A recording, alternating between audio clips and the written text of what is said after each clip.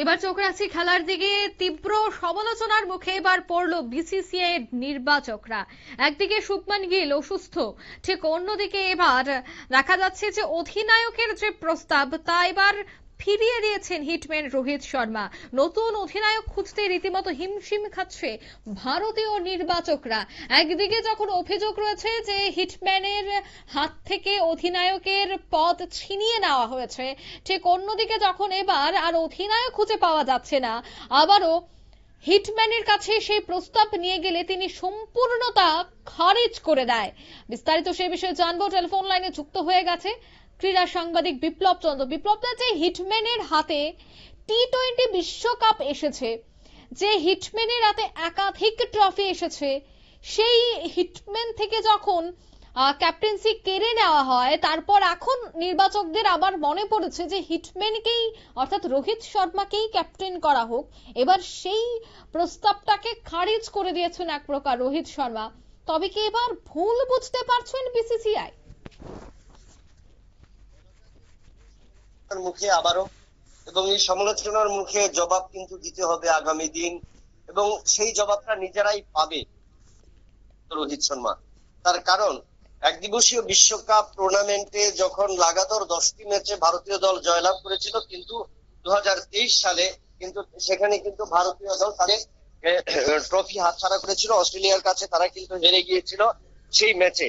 সেখানে ভারতীয় দল রানার্স খেতাব দখল করে এবং এরপর টি-20 বিশ্বকাপ কিন্তু জয় করেছে রোহিত শর্মার নেতৃত্বে, বা রোহিত শর্মা কিন্তু নেতৃত্বে ভারতীয় দল টি-20 বিশ্বকাপে চ্যাম্পিয়ন হয়েছে।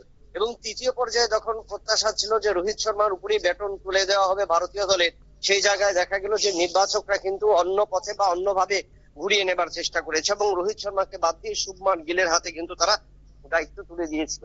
এবং তারপর কিন্তু রোহিত শর্মা এবং বিরাট কোহলিকে আমরা দেখলাম যে ভারতীয় একাদশ থেকে অনেকটাই পিছিয়ে রয়েছিল। প্রায় 3 মাস পর দুজনে ময়দানে ফিরেছে। এরই মধ্যে যখন দক্ষিণ আফ্রিকার বিরুদ্ধে সিরিজ শুরু হলো, সেই সিরিজে শুভমান গিল প্রথম চোট পেলেন এবং তারপর ইডেনের টেস্টে ভারতীয় দল হেরে গেল। এবং সেই জায়গায় দাঁড়িয়ে ভারতীয় দলের দায়িত্ব কাকে তুলে দেওয়া হবে?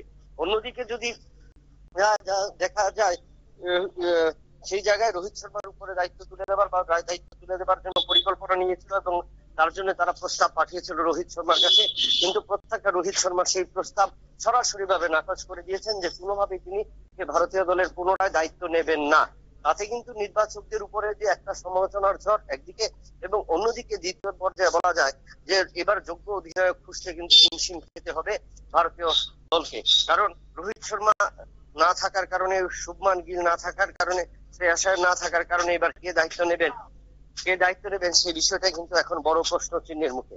তার চেয়ে প্রশ্ন চিহ্নের মুখে সামনে রয়েছে টি-20 বিশ্বকাপ এবং তার আগে এই যে সিরিজ, দক্ষিণ আফ্রিকার বিরুদ্ধে সিরিজ, অস্ট্রেলিয়ার বিরুদ্ধে সিরিজ রয়েছে, সেই সিরিজে ভারতীয় দল নিজেদের কতটা তুলে ধরতে পারবে এবং সেই জায়গায় যোগ্য অধিনায়ক হবে কিনা, বা যোগ্য অধিনায়কের অভাবে ভারতীয় দল একের পর এক পারফরমেন্সে নিজেদের হতাশাজনক পারফরমেন্স তুলে ধরবে, সেটাই কিন্তু এখন বড় চ্যালেঞ্জিং বিষয়। তাই এখন দেখার বিষয় কোন দিক দিয়ে গড়া, বা সেদিক দিয়ে ভারতীয় নির্বাচকরা কতটুকু নিজেদের সামলাতে পারে এবং সেই নির্বাচকদের ক্ষেত্রে ভারতীয় দলের রোহিত শর্মা এবং বিরাট কোহলির উপর কতটা ভরসা রাখতে পারে আগামী দিন। অঙ্কিতা, তুমি ধন্যবাদ।